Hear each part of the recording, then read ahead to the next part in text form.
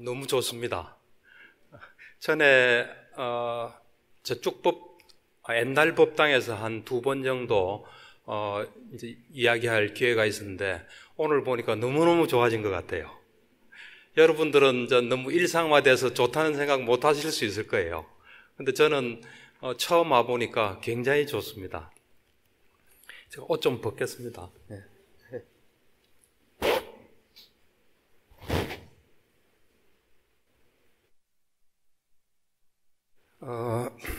저에게 주어진 시간이 그래 많지는 않은 것 같습니다. 주제에 비해서. 제가 이제 제목에서 소리가 괜찮습니까? 예.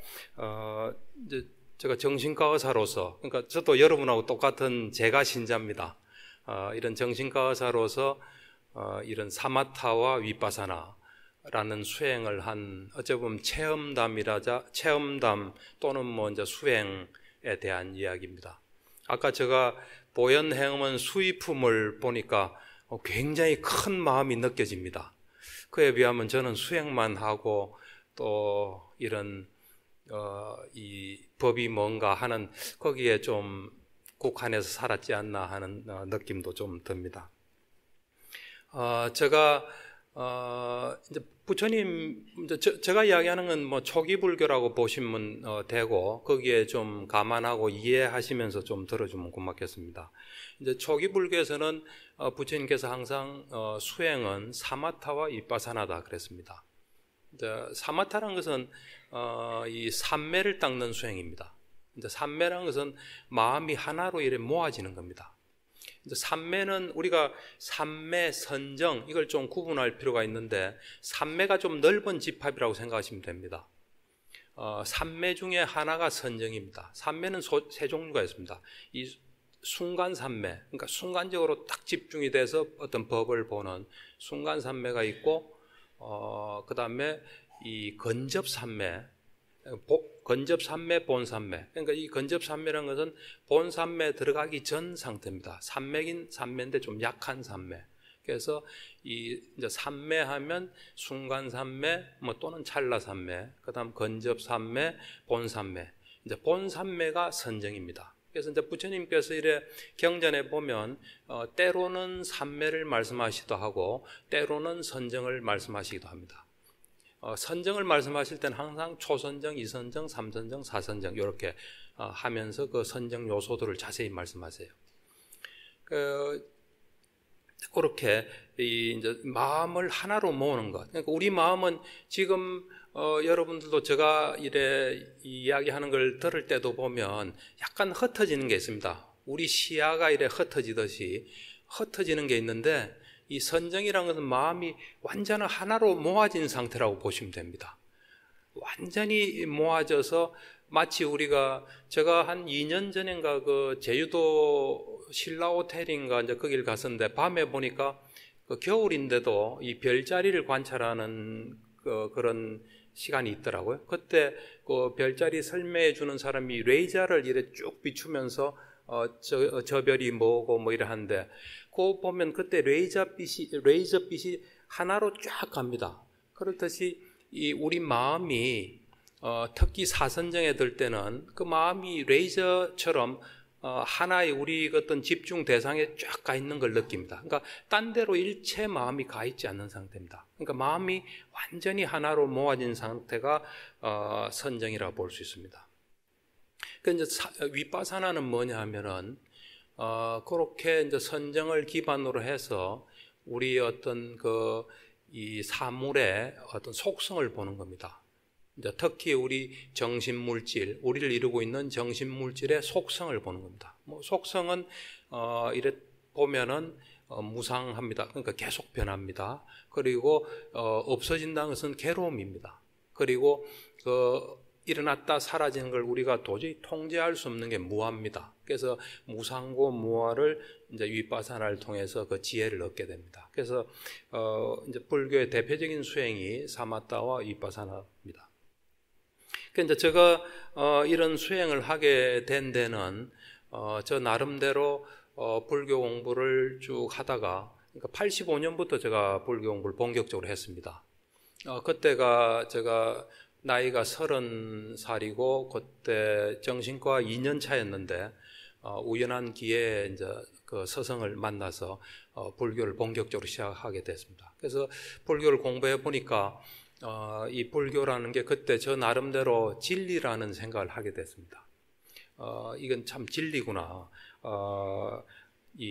내가 이 평생을 좀 해야 되겠구나 하는 생각을 하고, 동시에 저희 직업이 정신과 의사다 보니까 그 어떤 불교에서 부처님 말씀하신 거를 체득을 해서 저의 생활에 적용을 해보니까 굉장히 도움이 됐습니다. 그래서 이 부처님 말씀은 진리에 입각해서 우리가 생활하면서 적용을 하면은 도움이 되구나 하면서 이제 우리 환자들도 이런 것을 이해하고 실천하고 일상생활에서 적용한다면 참 그 사람의 삶도 그렇고 정신건강도 좋아지겠구나 해서 그때부터 이 두 길을 같이 걸었습니다.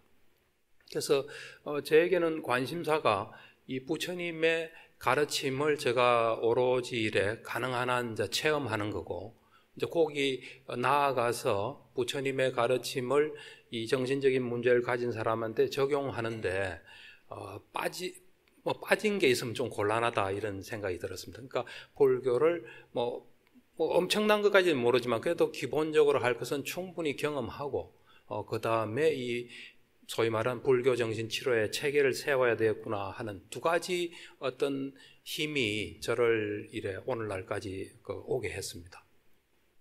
그래서 제가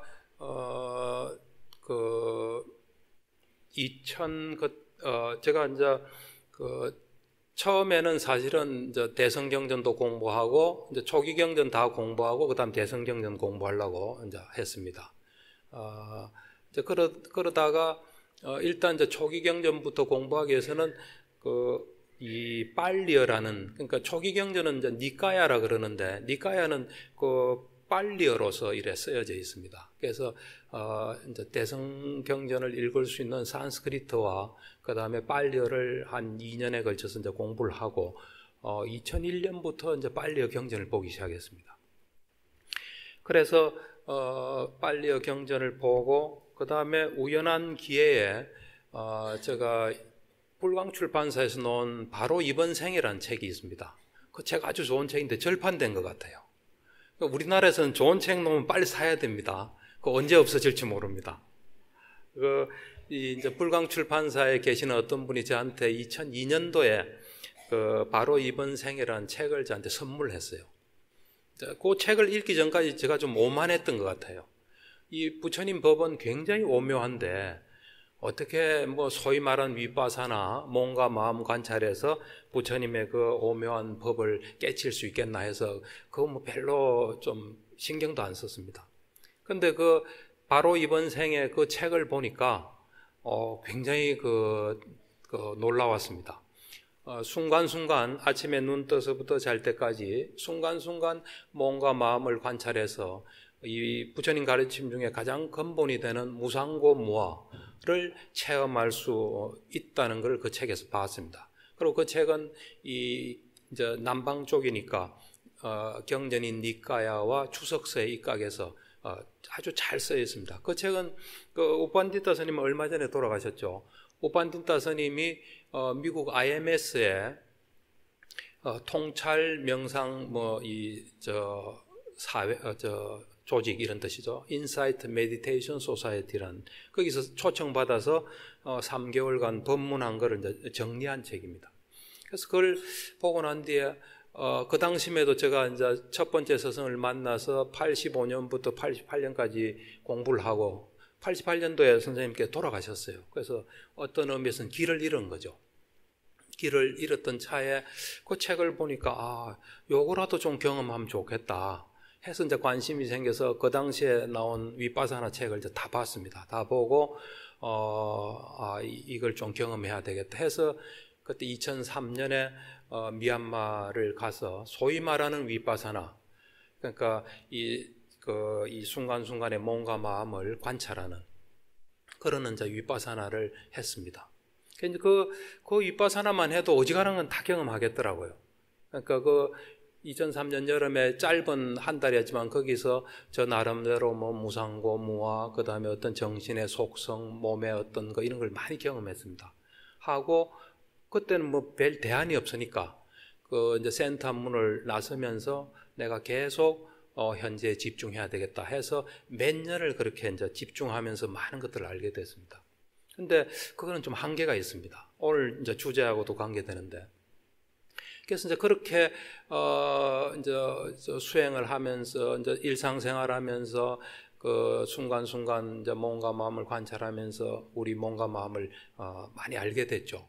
이제 그러다가 2006년도에 이제 그 당시에 그 우리나라 저 니까야 번역 상황이 어떻게 됐냐면, 니까야를 번역하신 분 여러분도 잘 아시겠지만 강목 스님, 대림 스님이 하는 초기불전 연구원에서 나오는 번역이 있고 전재성 박사님이 하는 또 번역이 있습니다. 그래서 그 두 분이 열심히, 참 보물 같은 분들이에요. 보배 같은 분들인데 그 이제 그 그룹에서 번역하는 게 그때 상황을 이래 보니까 니까야는 5부 니까야로 구성되어 있습니다.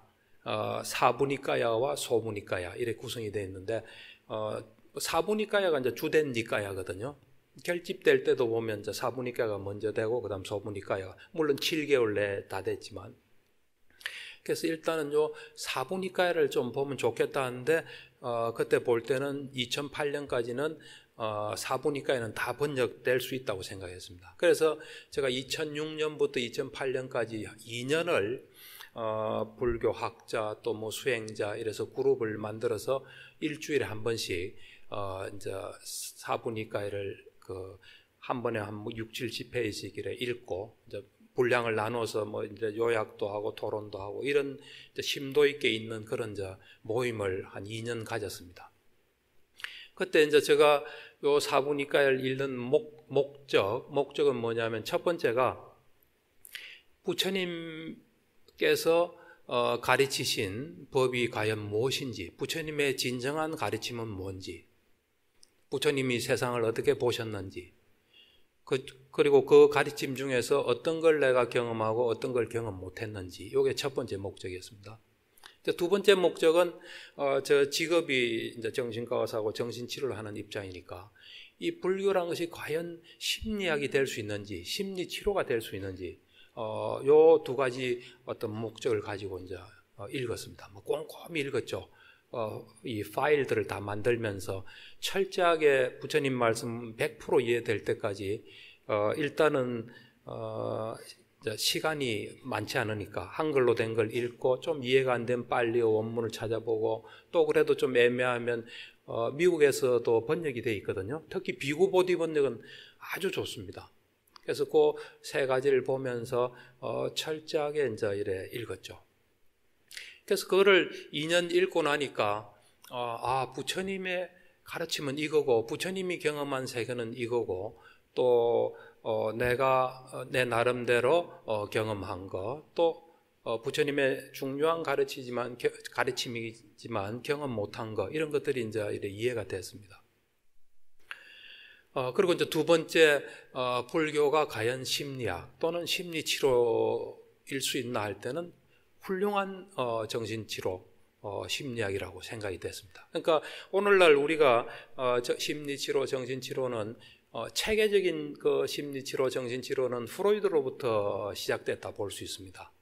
프로이드가 1856년생입니다. 그리고 프로이드가 정신분석이라는 걸 세상에 자신있게 내놓은 게 거의 1900년이에요. 그때 꿈의 해석을 내면서 자신을 가지고 자기 꿈 분석한 게 꿈의 해석입니다. 그러면서 세상에 이제 정신분석을 내놓은 게 1900년이니까 한 100, 지금 뭐 100년 좀 더 지난 한 110몇 년 됐죠. 제가 볼 때는 부처님의 이 불법, 이것이 훌륭한 정신치료입니다. 그리고 치료 작업에 대한 어떤 기록, 이런 니까야라는 것은 부처님의 어떤 정신치료로서의 정신치료적인 입장에서 본다면 정신치료적인 어떤 경험한 내용과 또 사람을 치유한, 그리고 사람의 문제를 해결한 그런 어떤 교과서라고 볼 수 있습니다. 그래서 어째 보면 앞으로 지금 서양에서도 이 불교와 명상, 또 불교 명상 정신치료 이렇게 많이 연결 작업이 되는데, 이 불교 정신치료가 확립되고 이것이 많이 알려지면 내부에서 이 정신치료 그 내부에서 이런 이야기가 나올지 모릅니다.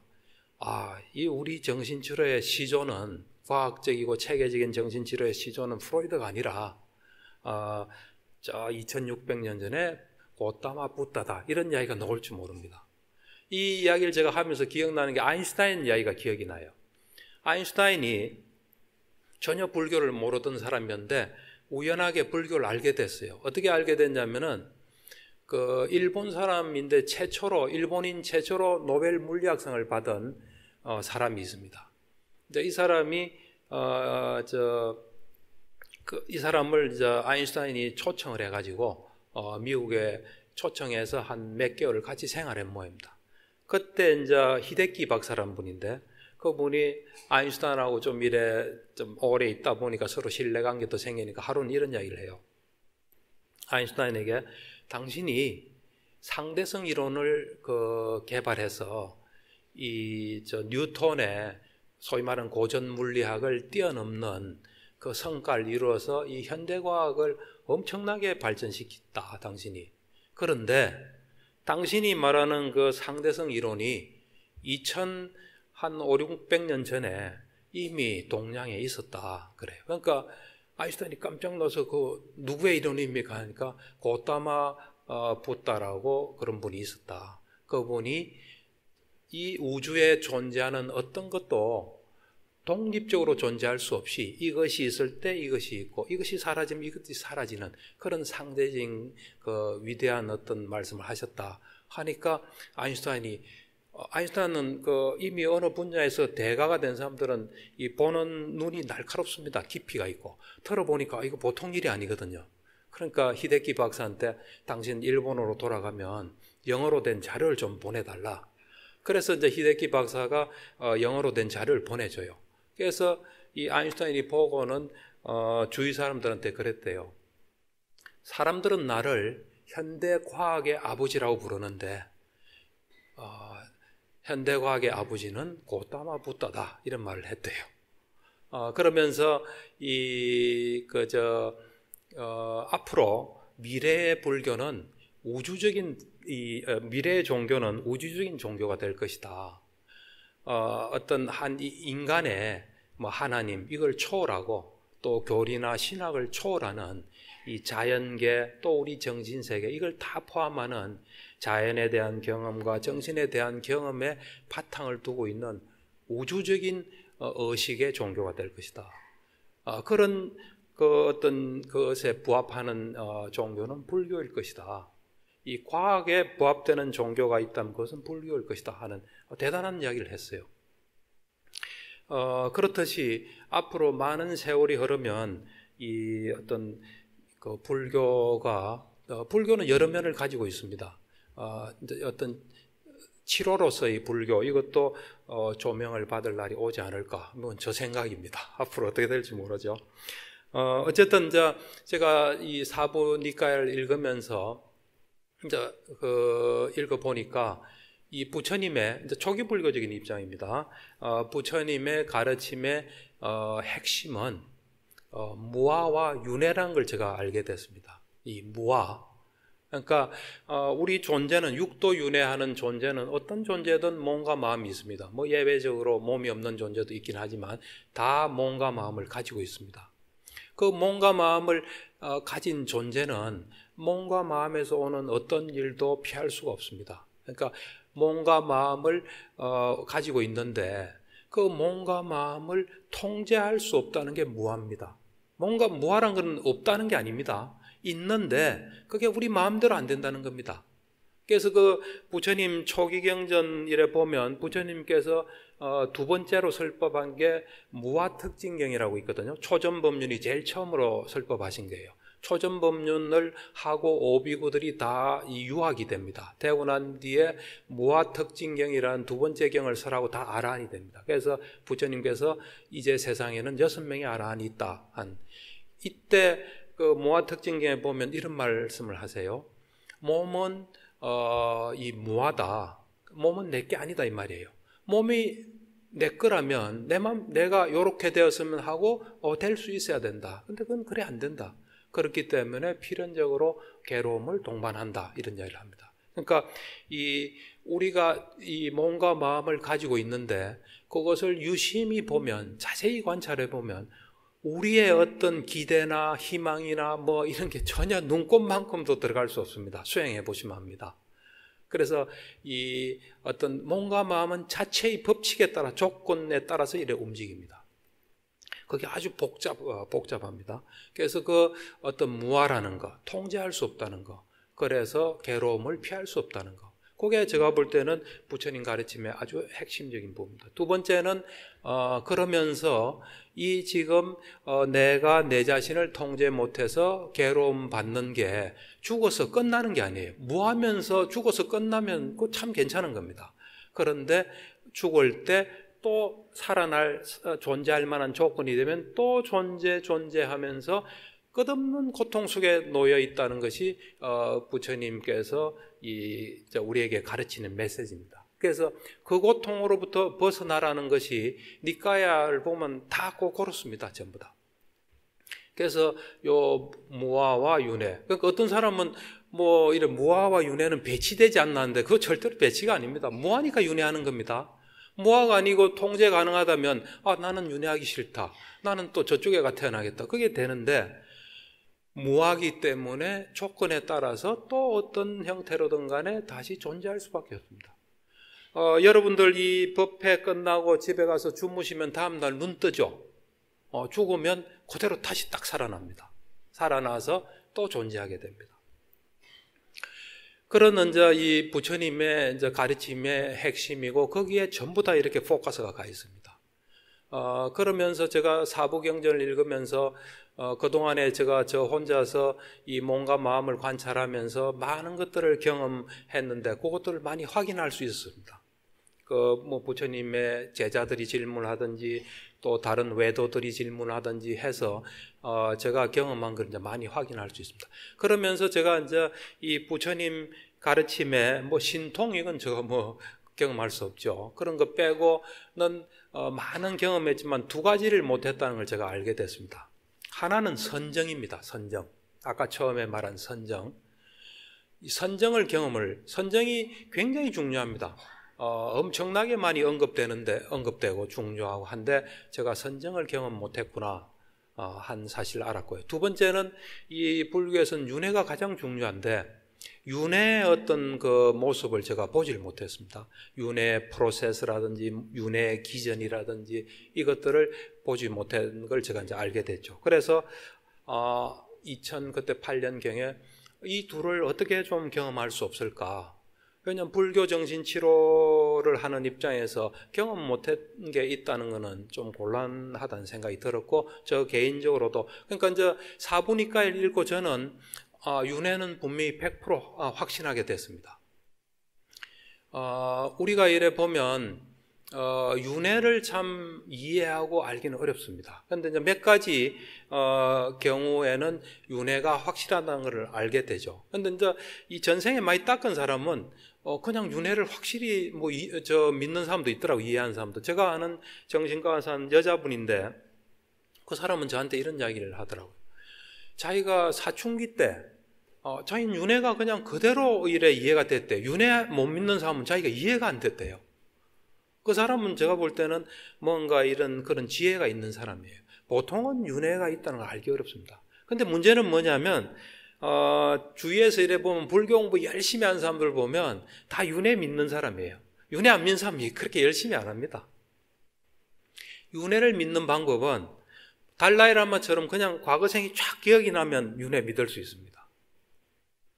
그 다음 두 번째는 오늘의 주제인 사마타 위파사나를 하면 자기 과거생을 쫙 볼 수 있습니다. 그래서 믿거나 이제 2008년 당시에 저 경우 니까야를 읽으면은 이것은 사실일 수밖에 없다는 그런 믿음이 옵니다. 그냥 이런 철저하게 이래. 물론 이제 경을 읽을 때는 경 읽을 준비가 좀 돼야 됩니다. 너무 수준 차이가 많이 나면 이거 이해하기 어렵습니다. 어느 정도 부처님 말씀하신 거 경험하고 또 안 된 건 이건 분명히 맞을 거야 하는 그런 믿음, 이제 이런 게 있는 상태에서 이제 읽어야 되는데, 그래서 저는 이제 그때 2008년에 윤회는 분명한데, 그렇지만 이걸 믿음으로 윤회를 믿는다면 그 한계가 있는 겁니다.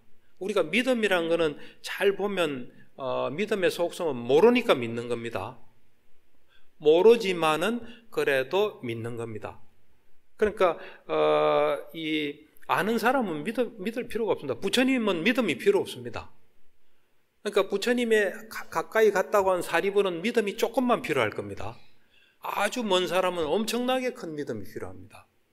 어째 보면 불교는 믿음을 가지고 시작해서 믿음을 점점 줄여나가는 과정이라고도 볼 수 있습니다. 그러니까 우리가 다른 종교의 믿음하고 불교의 믿음은 차이가 있습니다. 다른 종교는 내용을 믿어야 돼요. 그렇지만 불교는 내용 믿는 것은 요구하지 않습니다. 저분이 말한 게 뭔가 맞을 것 같고 여러 가지 정황으로 볼 때 이건 맞을 것 같다. 나도 한번 해보자 하고 길을 나서게 하는 어떤 기능을 가진 게 믿음이라고 볼 수 있습니다. 그래서 이제 그 사부니까를 보고 믿음으로서 윤회를 거한다면 저도 가끔 흔들릴 때가 있을 것 같아요. 그리고 남한테 이야기할 수 없죠. 그래서 이 선정과 이 윤회를 해결하는 길이 뭐가 없을까?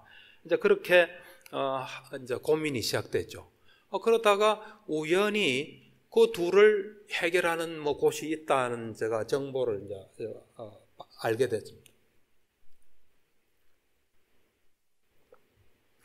부처님 경전은 그냥 있을 뿐이지 그걸 가지고 우리가 뭘 할 수는 없거든요. 항상 사람이 있어야 됩니다.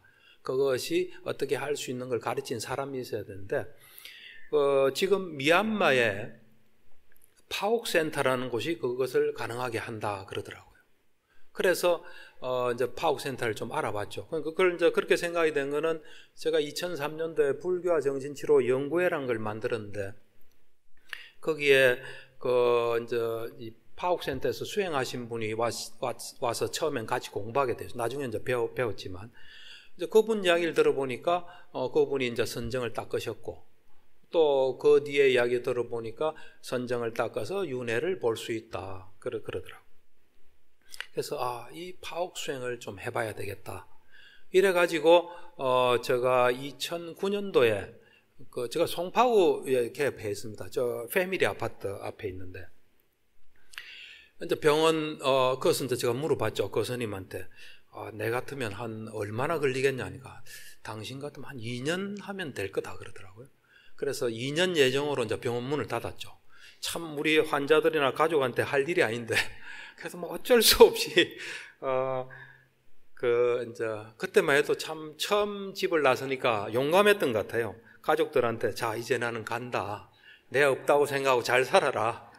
그래 생각하고 이제 집을 떠났죠. 떠났는데 그때 이제 파옥 사야도께서 이 제자들을 많이 가르쳤어요. 그래서 이제 이 부처님의 법이 이 보편적인 진리다 또는 보편적인 경험이다 하는 것은, 보편적인 경험이라는 건 뭐냐면 어떤 분이 했는데 다른 분도 그분처럼 하면 똑같은 게 나오면 보편적인 경험이에요. 과학은 보편적인 경험에 입각해 있습니다. 예를 들어서 어떤 관찰을 하면 그대로 된다든지 실험을 하면 똑같이 나오면은 그거는 보편적인 경험이고 그걸 우리는 진리라 그럽니다. 불교는 보편적인 경험이고 보편적인 진리입니다. 왜 그러냐면 부처님께서 이 수행을 하셔가지고 이제 깨달았습니다. 깨닫고 난 뒤에 엄청나게 검증을 하세요. 철저하게 검증해요. 이게 내가 깨달은 게 보편적인 진리인가 해서 철저한 검증을 한 걸 니까에 보면 뭐 수도 없이 나옵니다. 그러고 난 뒤에 이제 제자들을 가르쳤습니다. 45년간. 가르쳤을 때 제자들도 똑같은 걸 경험했어요. 깊이는 차이가 있습니다. 부처님 또 아라한의 한 분이지만 일체지를 가지고 있습니다. 그리고 어떤 삼매가 아주 깊다든지 또 뭐 이런 자비 같은 자애가 아주 크다든지 깊이는 차이가 있지만 근본적인 거는 다른 사람도 하니까 똑같이 경험된 겁니다. 수도 없는 사람이 경험한 거예요. 그걸 우리는 보편적인 경험이고 보편적인 진리랍니다. 이 파옥 사야도도 이제 미얀마에서는 큰 스님을 사야도라 그러는데 서론이 너무 긴 것 같아요. 어쨌든 뭐 한 대까지 해보겠습니다. 이 파옥사야도께서 어째 보면 이 이제 청정도론, 아비담마, 길라잡이 여기에 있는 어떤 수행과 경험할 수 있는 법이 이제 그 뒤에 뭐 그냥 소실된 거예요. 그 수행 전통이. 그래서 이 청정동 도론마에도 사부니까의 주석서인데 5세기경에 이제 쓰여졌거든요. 그 당시만 해도 다 선정을 닦고 물질, 정신, 연기, 윗바사나 다 한 겁니다. 했는데 이제는 그걸 찾아볼 수 없는 시대가 된 거예요. 그거를 어떤 의미에서는 복원하신 거라 보시면 됩니다. 그 복원하는 이 과정을 들어보면 신심이 생길 수밖에 없더라고요.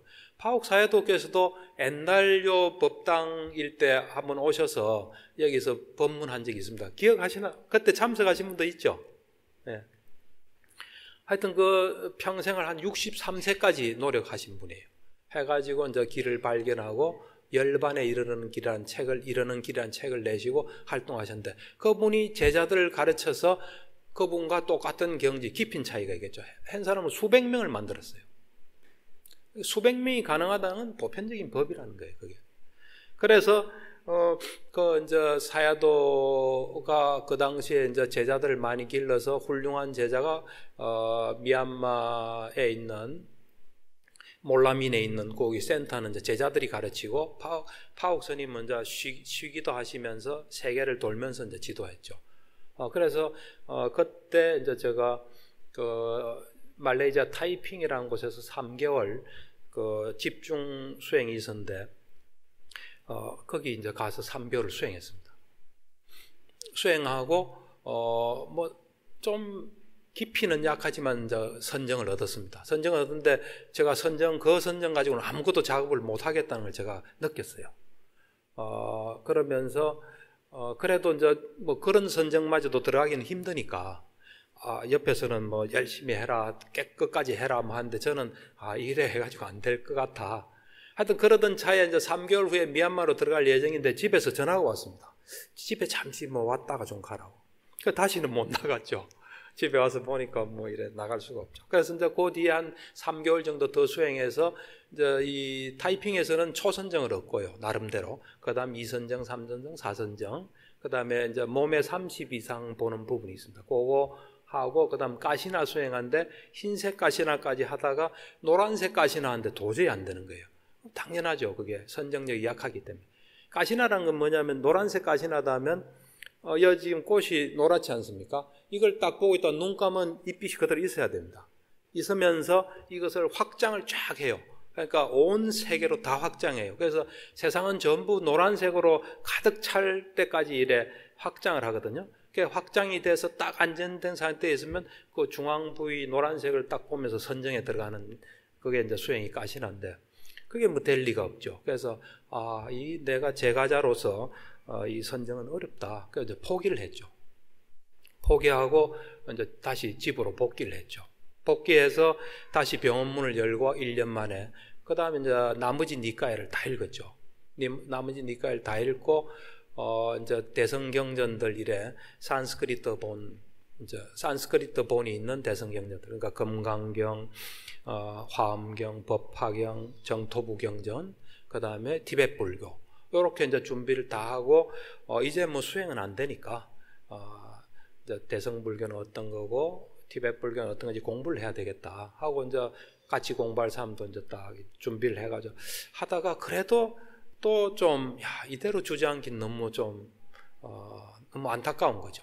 그리고 이제 나이도 점점 더 들어가고 그래서 이제 다시 또 뭔가 마음이 좀 꿈틀꿈틀해서 어떻게 이제 실험적으로 시도를 좀 해봤습니다. 한 달에 한 번씩 병원문을 한 달에 일주일씩 절에 가서 경남 하동에 있는 절에 가서 이제 수행을 일주일씩 했죠. 몇 달을 했죠.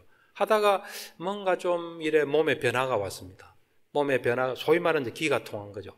그래서 이 정도 같으면 다시 한번 도전할 수 있겠다. 그리고 이 니까이를 다 읽으니까 부처님 말씀은 진리구나 하는 느낌이 들었어요. 진리다는 생각이 들고 해서 좀 자신도 생기고 해서 다시 이제 2013년 11월에 2년 예정으로 문을 닫고 이번에는 뭐 좀 집사람이 아주 힘들어 하더라고요. 그래가지고 그럼 이제 어디 멀리 안 가고 집에서 출퇴근할게 이래가지고 불광사도 몇 번 왔어요. 하는데 같이 이제 옛날에 수행했던 도반이 그러더라고요.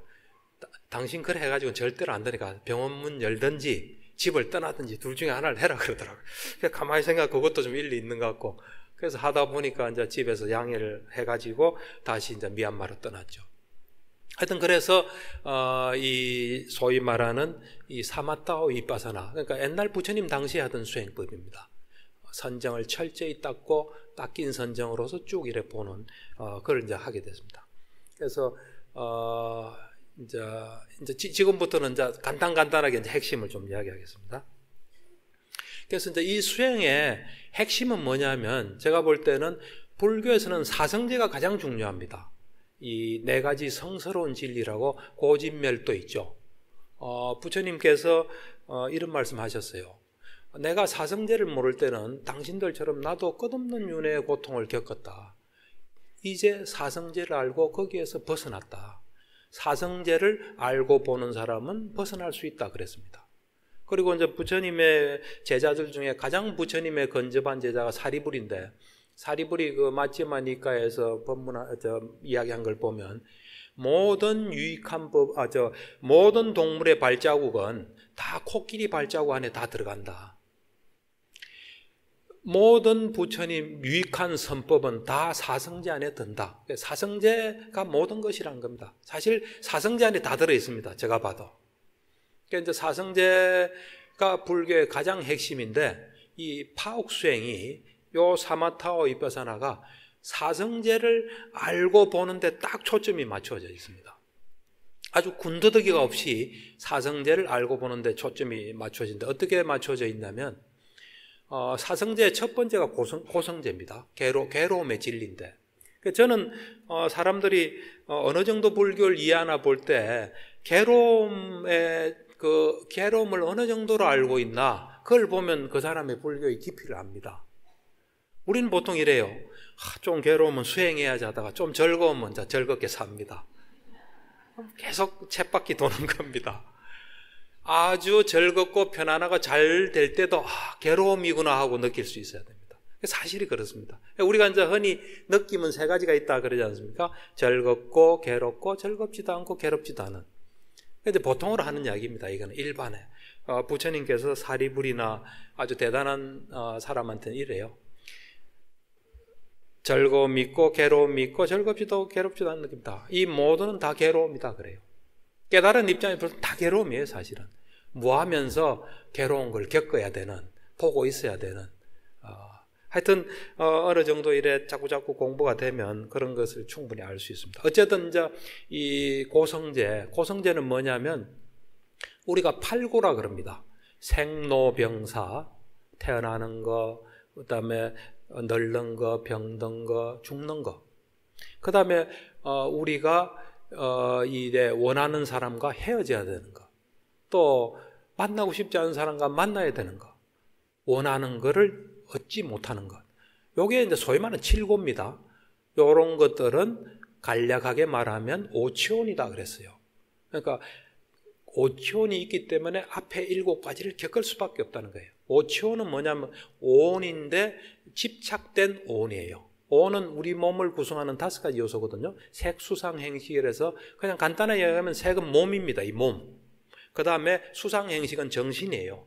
정신인데 이제 정신 중에 느낌, 인식, 그 다음에 행, 의도, 뭔가 일으키는 거, 그 다음에 식, 이래 그 마음, 이제 색, 수상이 5가지입니다. 그것에 집착이 가해진 행동. 부처님도 오는 있었거든요. 그렇지만 부처님 오치온은 없었습니다.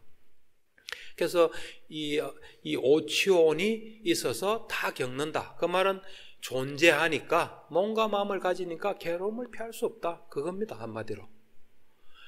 그러니까 또 오치온, 오는 자세히 보면 정신과 물질로, 나마, 루파, 정신과 물질로 이루어져 있습니다. 정신적인 현상과 물질적인 현상으로 이루어져 있습니다.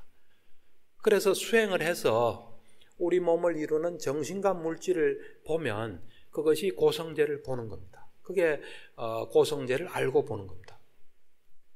다음에 이제 집성제는 뭐냐면 그런 괴로움이 왜 있나 원인입니다. 이제 집성제에 대해서는 우리가 보통 두 가지로 가래로 설명하시기도 하고 부처님께서 12연기로 설명하기도 해요. 무명이 있어서 행이 있고 행이 식이 있고 식에서 정신물질을 쭉 해서 생로병사, 슬픔, 비탄, 정신적 고통, 육체적 고통, 절망 이런 괴로움의 무더기가 생긴다 해서 집성제를 이 12연기부터 쭉 설명하는 게 있습니다. 그래서 우리가 수행을 해서 선정을 얻고 정신물질을 보고 12연기를 눈으로 이래 알고 보게 되면 집성제를 깨닫는 게 됩니다. 집성제를 알고 보는 게 됩니다. 그 다음 이제 멸성제는 뭐냐면 괴로움의 원인이 사라진 거예요. 가래가 사라지거나 12연기가 무명이 출발점인데 무명이 착 없어지는 겁니다. 그럼 나머지는 자동적으로 없어지죠. 그러거나 괴로움이 완전히 소멸된 상태가 열반인데 그 열반을 경험하는 게 멸성제입니다. 이제 이 선정을 닦고 정신, 물질, 연기, 윗바사를 하다 보면 이게 막 사라짐의 경지가 있습니다. 그러면서 나중에 열반을 경험하게 되는데 그게 멸성제를 알고 보는 겁니다. 그 다음 이제 도성제는 그런 괴로움이 없어지는 길로 나아가는 방법입니다. 그래서 8정도입니다. 8정도는 이제 정견, 정사유, 정어, 정업, 정명, 정정진, 정념, 정정 이겁니다. 요 8정도는 개정의 사막으로 다시 우리가 부처님께서 다시 이래 말씀하세요. 그러니까 이 8정도 중에 정어, 정업, 정명 이거는 개에 해당됩니다. 개. 그 다음에 정정진, 정념, 정정 요거는 정에 해당됩니다. 이 정정진을 통해서 노력하고 정념하면서 선정에 들어가거든요. 그래서 요건 정 부분이 됩니다. 그리고 정경과 정사유는 우리가 이제 조금 여러분들께서 정사유 하니까 뭐 바르게 생각한다는 그거 아닙니다. 정견은 뭐냐면은 이 사성제를 정확하게 보는 겁니다. 정견이. 사성제를 정확하게 보면 내가 이렇게 살아야 되겠구나 하고 마음 먹는 게 정사유입니다. 쌍까빠라해서 이제 인텐션으로도 영어로는 그래 많이 번역하는데 바르게 보면 그에 따라 마음 먹는 거예요. 그래서 정사유가 보면 출리예요. 세속적인 걸 추구 안 하는 겁니다. 그리고 화 안 내고 남에게 해를 안 끼치는 그게 정사유입니다. 그러니까 그거를 뭐 사색한다, 사유한다 그래 보시면 안 됩니다. 바르게 보고 그에 따라 마음 먹는 겁니다. 그래서 요 정견과 정사유는 해라고 볼 수 있습니다. 그래서 우리가 수행하면서 개를 철저히 지키고 만약에 수행체에서 수행한다면 이제 8개를 지키게 되겠죠. 그 다음에 이제 삼위계나 비구계를 받으면 그에 해당되는 계를 철저히 지키면은 계를 철저히 지키고 선정을 닦고 선정 닦은 걸 바탕으로 지혜를 얻으면 이 8정도를 실천하는 게 됩니다. 그래서 8정도를 알고 본다 이렇게 볼 수 있습니다. 그래서 이제 이렇게 제가 지금부터 이야기하는 사마타와 윗바사나는 사성제를 보는데 아주 포커스 군더더기가 하나도 없습니다. 아주 뭐 이래 속성으로 착 이래 보게 되는 그런 코스라고 보시면 됩니다. 그래서 처음에 그 출발점인 선정을 닦습니다. 선정 닦는 방법은 이 청정도론에는 40가지가 나와 있습니다. 그런데 이제 이 파옥센터에서는 24가지를 가지고 선정을 닦습니다. 근데 제가 이래 보면은 그 40가지, 이 24가지가 40가지를 다 포함해요. 예를 들어서 이 40가지 중에 깨끗하지 못함, 부정에 대한 수행이 있거든요. 그거는 이제 이 시체가 처음에 죽어서부터 뼈가루가 될 때까지 그 과정을 10가지로 쫙 돼 있는 거예요. 오늘날은 시체 구하기가 어렵거든요. 옛날에는 시체를 많이 볼 수 있지만 지금 없기 때문에 그거를 한 가지로 줄여서 깨끗하지 못함 명상해서 우리가 언젠가 경험한 죽음 있죠. 우리 가까운 사람이 죽은 모습. 이제 그걸 가지고 수행을 합니다. 그러니까 제가 볼 때는 그 한 가지가 10가지를 다 포함한다 볼 수 있어요. 그 다음에 이제 우리가 이 이 부처님을 계속해서 생각하고 뭐 개를 생각하고 요것도 몇 가지로 딱 이래 요약해요. 그래서 거의 다 포함합니다. 유일하게 빠진 게 음식을 혐오하는 인식이라는 건데 그거는 그냥 청정도론 보면 그대로 할 수 있습니다. 그래서 거의 파옥에서는 24가지를 하면 선정은 거의 다 이래 이제 경험한다고 볼 수 있습니다. 그래서 이제 이 어느 선정이 자기한테 맞나 이거는 부처님만이 알 수 있습니다. 이제 부처님은 없는 사리불도 그건 몰랐던 것 같아요. 제가 이래 경전을 이래 읽어보면은. 그러니까 지금은 이제 부처님이 안 계시기 때문에 가장 무난한 수행부터 시작하는 게 좋습니다. 그게 이 덜숨날숨에 이 집중하는 겁니다. 그걸 이제 빨리어는 아나파나사티라 그러는데 보통 그거로서 출발합니다. 그게 제일 이 부드럽고 편안하고 아무런 부작용도 별로 없고 해서 아나파나사티 덜숨날숨에 마음 챙기는 집중하는 그 이제 수행부터 해가지고 선정에 이제 들어가는데 그래서 이제 근데 아나파나사티가 잘 안 되면 또 4대 수행부터 하는 경우가 있습니다. 4대 수행은 이제 물질 보기 전에 건접산매까지 들어가고 물질을 보는 수행인데 그걸 이제 하다가 좀 잘 되면 다시 이래 아나파나사티로 돌아옵니다. 아나파나사티란 말이 좀 생소합니까? 덜숨날숨에 딱 집중하는 겁니다. 그래서 제가 이제 간단하게 이 덜숨날숨에 집중해서 어떻게 선정을 얻나 그것만 간단하게 이야기하겠습니다. 이제 부처님 뭐 대념청이나 아나파나사티 경에 이래 보면은 이 숨 쉬는 걸 4단계로 설명하세요. 숨을 길게 들이시면 길게 들이신다고 알고 또 길게 내쉬면 길게 내쉰 대로 안다. 이게 첫 번째입니다. 두 번째가 짧게 들이시면 짧게 들이신다고 알고 짧게 내쉬면 짧게 내쉰다고 안다. 여기 두 번째. 세 번째는 숨을 하나도 놓치지 않으려고 노력한다. 이게 노력이 들어갑니다. 그 다음 네 번째는 미세한 호흡이 되게 노력한다. 요게 부처님께서 말씀하신 방법이에요. 방법은 아주 간단합니다. 제가 볼 땐 요 둘은 단계는 없어요. 어떤 숨이든지 동요하지 않고 딱 이래 보는 겁니다. 어떤 사람은 숨이 고요하면 수행이 잘 되구나. 숨이 좀 헐떡헐떡하면 수행이 안 되구나. 동요하는데 다 그럴 만한 이유가 있습니다. 그래서 어떤 숨이든지 동요되지 않고 아주 그 마음을 딱 모아서 집중하게 되면 필연적으로 요 숨을 하나도 안 놓치는 단계로 나아가게 됩니다. 그럼 그 단계가 되면 이제 숨은 쉬지만은 숨을 찾기 어려운 단계, 미세한 호흡 단계에 들어가게 됩니다.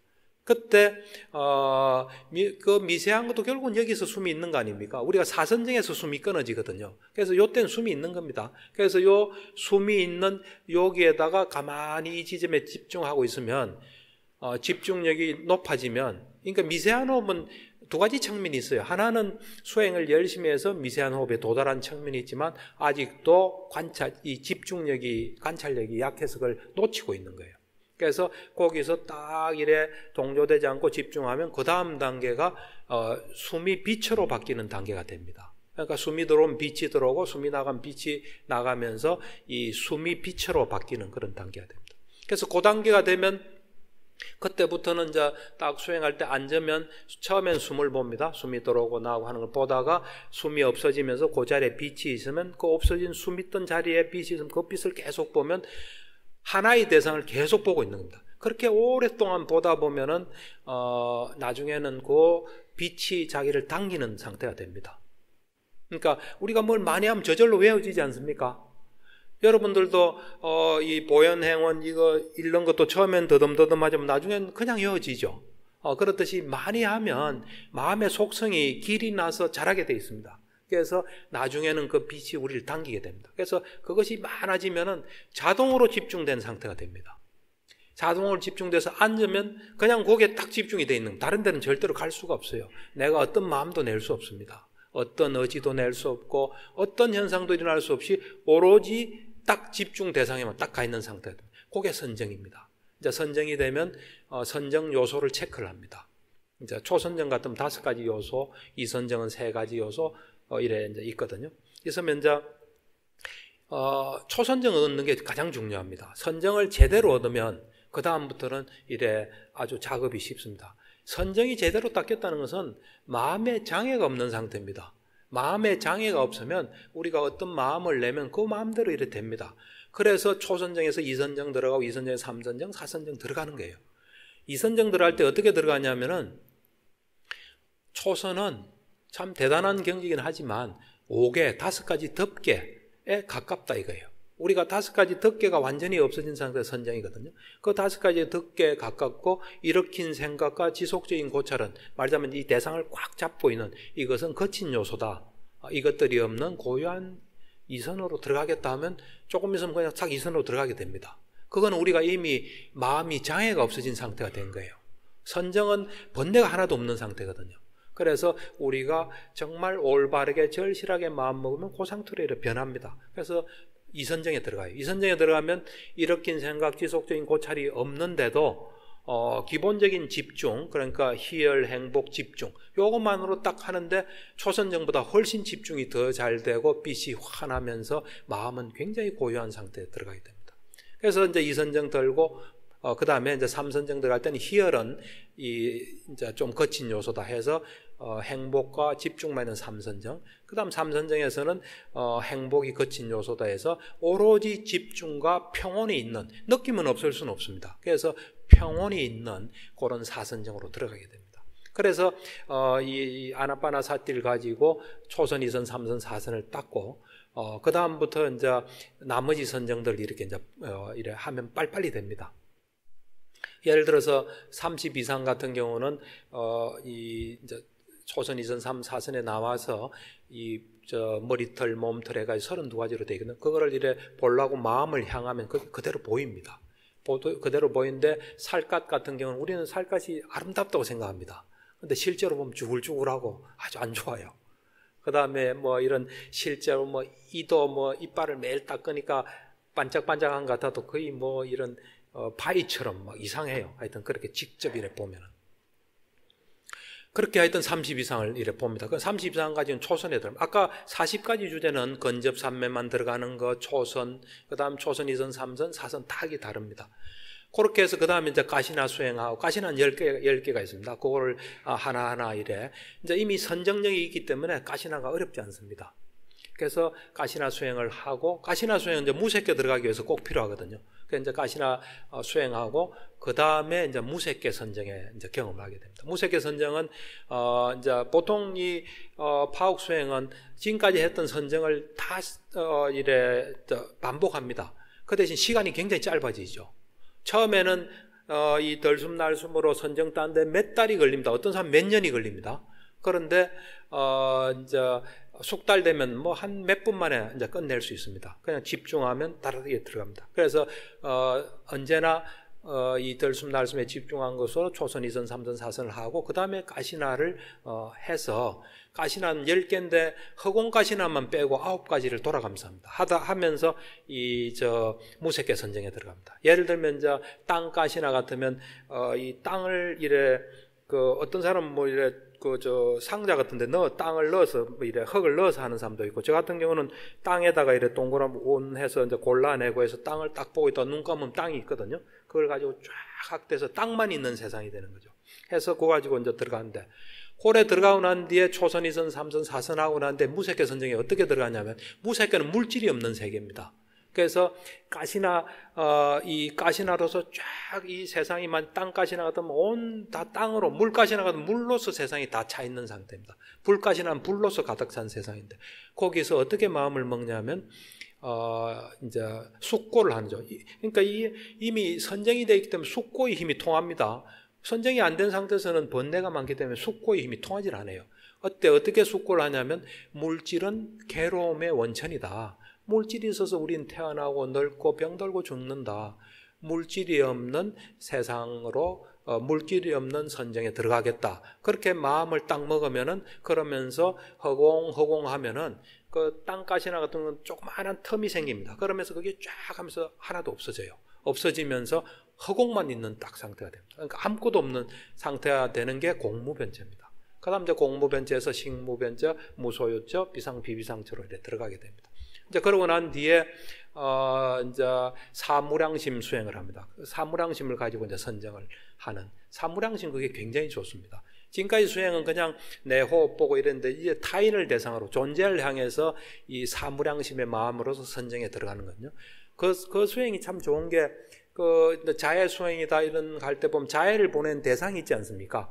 12존재에 대해서 하거든요. 거기는 뭐 천신도 있고 범부, 성자, 뭐 여자, 남자, 뭐 다 있습니다. 지옥, 중생, 악이 이제 그런 것들이 다 보입니다. 그때 되면. 그러니까 이 천신한테 자해를 보낼 때 천신이 보여요.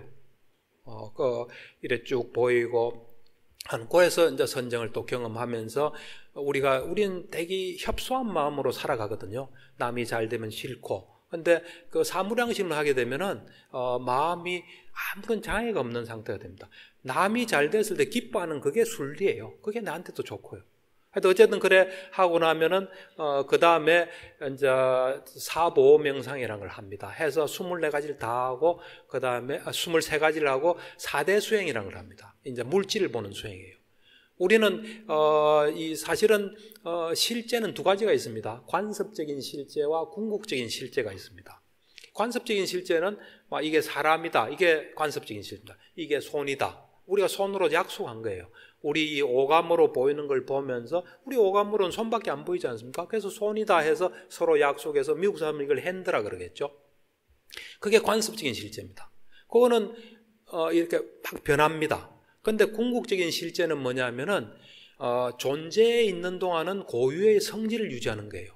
그걸 우리는 이제 궁극적인 물질이라 그러는데 궁극적인 물질도 영원하지는 않습니다. 조건에 의해서 생겼다가 조건에 의해서 멸합니다. 멸하지 않는 건 없어요. 없는데 그 존재하는 기간도 그대로 유지되는 것이 우리가 궁극적인 실제라 그럽니다. 불교에서는 궁극적인 실제가 네가 있습니다. 물질, 마음, 마음부수, 열반이에요. 그래서 이 4대 수행을 통해서 이 물질, 이제 지수화풍, 요것이 속성이 12가지가 있거든요. 땅은 6가지가 있고, 물 2가지, 불 2가지, 바람 2가지. 그걸 이제 보는 수행을 합니다. 그러니까 그 수행을 할 때는 이제 깔라빠라는 게 있습니다. 깔라빠, 빨리언데. 그 물질은 단독으로 존재할 수가 없습니다. 땅만 존재할 수 없어요. 언제나 이 8가지가, 최소 8가지가 모여서 존재할 수 있어요. 그 존재하는 가장 최소의 단위가 깔라빠입니다. 그래서 깔라빠는 8개짜리 물질로 구성된 거 9개짜리, 10개짜리 이래 있습니다. 그래서 이제 처음에 이 물질 수행, 4대 수행을 통해서 깔라빠를 봐요. 깔라빠 보고 난 뒤에 깔라빠에서 시간이 없으니까 좀 간단간단하게 하겠습니다. 책에 보시면 잘 있습니다.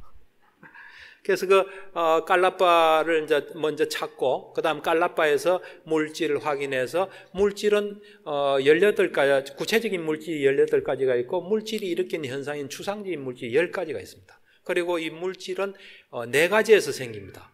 첫 번째가 업에서 생긴 물질이 있어요. 업. 그러니까 우리 과거생에서 계속 물질을 만들어내는, 그러니까 우리 중요한 생명 관계된 건 다 업에서 만든 겁니다. 그래서 우리가 업이 다 하지 않으면 죽을 수 없습니다. 그러니까 이 과거의 어떤 업에서 만드는 게 스톱하면 우리는 죽게 되거든요. 이제 업에서 만든 물질, 마음에서 만든 물질, 우리가 먹는 음식에서 만든 물질, 그 다음에 물질 자체가 물질을 만들어냅니다.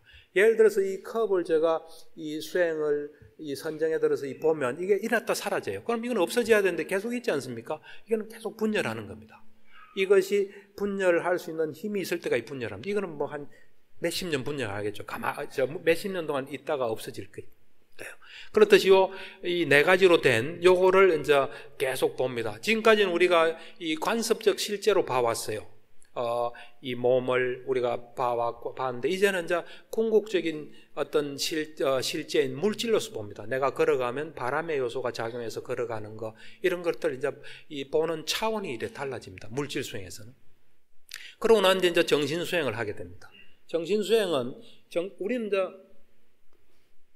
그냥 화난 마음만 있는 걸 알지 않습니까? 그렇지 않습니다. 이 궁극적인 실제로서 정신은 정신인식 과정이라는 게 있습니다. 우리가 뭘 보면은 보는 순간에 내가 저걸 봐야 되겠다 할 때 안문전향이라는 마음이 일어납니다. 안문전향, 그 다음 안식, 받아들임, 조사, 결정, 그 다음에 속행이 일어납니다. 그러면서 이제 의문전향, 또 속행이 일어나는데, 그렇게 이래 보면은 이 속행 외에 나머지 마음들은 다 기능만 하는 마음이에요. 근데 속행 그 부분이, 속행은 7번 일어나거든요. 선정은 엄청나게 많이 일어나고, 그 속행에 우리가 유익한 마음이냐 해로운 마음이냐에 따라서 우리한테 엄청난 영향을 주는 일이 벌어집니다. 유익한 마음은 탐진치가 없는 마음이에요. 해로운 마음은 탐진치가 있는 마음이에요. 그것을 실제로 보게 되면 다시는 탐진치를 안 일으킵니다. 엄청나게 힘들어요. 그리고 엄청난 과부를 가져와요. 속행은 7번 일어날 때 보면은 선정은 많이 일어나지만 보통은 7번 일어나고 7번 일어나는 것의 첫 번째 그것이 다음 생에 영향을 줘요. 과부를 가져와요. 두 번째부터 6번째는 다다음 생부터 우리가 어떤 생을 끝낼 때가 열반에 들 때까지 영향을 줘요. 맨 마지막 7번째는 이번 생에 과부를 가져옵니다. 그리고 마음이 물질을 만들어내요. 그러면서 제가 이래 수행을 해보니까 우리 환자들이 왜 몸이 무겁고 그 다음에 힘든지 알겠더라고요. 그게 탐진치 마음이 일어나면은 그에 관계되는 물질이 이래 무거운 물질이 일어날 수밖에 없어요. 그래서 이제 수행할 때는 한 번은 유익한 마음을 일으켜요. 한 번은 해로운 마음을 일으켜요. 예를 들어서 새소리가 들린다. 그러면은 유익한 마음은 소리는 물질이에요. 물질, 그 구체적인 물질 18가지 하는데 저거는 소리다 하면 유익한 마음이 쫙 하면서 속행해서 아주 좋은 32가지 내지 34가지가 쫙 일어나요. 그러면서 굉장히 상태가 좋습니다. 그러니까 그것들은 좋은 값을 만들고요. 그런데 소리를 딱 듣고 참 좋은 소리다. 내일 또 들어야지. 이러면 그게 이제 탐진치의 탐의 마음이에요. 그렇게 되면 속행에서 아주 안 좋습니다. 그거를 일부러 시켜요. 한 번은 유익한 마음은 한 번은 해로운 마음 해서 그거 하고 나면 이제 다시는 수행할 때는 어쩔 수 없이 해야 되니까 하는데 탐진치의 마음을 안 일으키게 됩니다. 하여튼 그렇게 해서 이제 그걸 보고 그 다음 이제 연기를 하게 됩니다. 이제 연기를 할 수 있는 준비가 궁극적인 실제, 궁극적인 물질, 정신 이걸 보고 지혜의 눈이 열렸기 때문에 일어난 미세한 건 볼 수 있는 상태가 돼서 이제 12연기를 그 다음에 하는데 12연기는 아까 집성제를 알고 보는 게 된다 했지 않습니까? 우리가 이제 그 12연기는 5가지로 보통 말해요. 부처님께서 4가지를 말씀하시고 사리불이 또 하나의 방법, 5번째 방법을 이야기했어요. 그런데 파옥수에서는 주로 5번째를 먼저 하고 첫 번째를 해요. 5번째는 뭐냐면 과거의 원인 5가지가 현재의 원인 5가지를 만들고 또 현재의 5가지 원인이 미래의 5가지 원인을 만든다. 그럼 뭐냐면 과거의 5가지는 전생의 5가지예요. 전생. 우리 요생 이전의 5가지 원인이 현재 5가지. 또 현재 5가지가 미래생의 5가지를 만든다. 그 5가지는 뭐냐면 과거의 5가지는 무명, 가래, 취착, 행업입니다. 요 과거의 요 5가지가 현재, 식, 정신물질, 6가지 감각장소, 그 다음에 접촉, 느낌, 요걸 만든다. 그러니까 그걸 보려면 이제 그때부터 과거생을 봐야 돼요. 과거생하고 미래생을 봐야 되는데 과거생 보는 방법을 이제 간단하게 말씀하겠습니다. 이 부처님 경전에도 보면 항상 사선정에서 나와서 뭔가 작업을 할 수 있는 좋은 상태가 돼서 그때 본다 이렇게 나와 있습니다. 그래서 이제 이 파옥송에서는 처음에 아나빠나사티로서 초선 2선 3, 4선 하고 가시나 쭉 하고 무색계 선정하고 나와가지고 지금까지는 이 선정 요소를 어문에서 보거든요. 어문에서 보는 그것만 하다가 이제 과거생을 보려면 외부에 있는 걸 봐야 될 거 아닙니까? 외부 어떤 그 존재를 봐야 되기 때문에 그 훈련을 합니다. 밖에서 보는 훈련이에요. 그러니까 초선에서 나와서 여기서 보고 여기 걸 바깥으로 이동했다 생각하면 이동을 쭉 하다가 탁 멈춰요. 그러면서 탁 보여요. 이렇게. 그거 굉장히 신기하더라고요. 파옥사회한테 물어봤어요. 그거 되게 신기한다니까. 그거 다 있어 그러더라고요. 어디 있는 모양이에요. 그러니까 파옥사회도께서는 빨리어야 굉장히 능하니까 주석서를 아주 철저히 공부하신 것 같아요. 그래서 이제 본을 훈련을 하면은 나중에 이제 아나빠나사티 하고 그다음 가신하고 무색계 선정하고 난 뒤에 이제 바깥으로 이동해서 이제 이런 마음을 딱 숙고를 합니다. 언제나 숙고예요. 숙고란 건 마음을 향하는 거예요. 이 부처님께서도 언제나 일체지가 머릿속에 있는 건 아닙니다. 뭘 보려고 마음을 향하면 다 볼 수 있는 일체지를 가지신 거예요. 왜냐하면 우리 마음 자체가 한 번에 한 곳을 가기 때문에 동시에 할 수가 없습니다. 그래서 그때 어떤 숙고를 하냐면은 내가 지금 뭔가 마음을 가진 괴로움이다. 이 괴로움의 원인이 무엇일까 하면 그때부터 과거생으로 쫙 이동합니다. 쫙 이동하면서 이동을 쭉 하다가 탁 멈춰요. 그러면 그 생이 쫙 보입니다. 그 다음에 또 다시 또 이동을 쫙 하다가 탁 멈추면 그 생이 보여요. 그런데 참 재밌는 게 그 생의 길이만큼 이동합니다. 예를 들면 사람 같으면 사람만큼 이동하고 천신으로서 살면 굉장히 오래 이동해요. 이동하고 그 다음에 그 생이 좀 나쁜 생이면 아주 기분이 안 좋아요. 그게 기분이 이상한 마음이 들고 탁 스톱하고 보면 그 이상한 생이에요. 옛날에 제가 이야기만 들었는데 파옥센터에서 어떤 사람이 수행하는데 수행하다가 이 과거생을 보려면 도저히 못 보는 거예요. 불안해서. 그래서 뭐 한동안 세월이 하다가 어떻게 성공해서 보니까 지옥에 있는, 지옥에서 자기가 보낸 생으로 들어가는 거예요. 하여튼 그런 식으로 쭉 이래 보입니다. 그러니까 일단 우리가 이제 공부를 위해서 6생을 봅니다. 6생.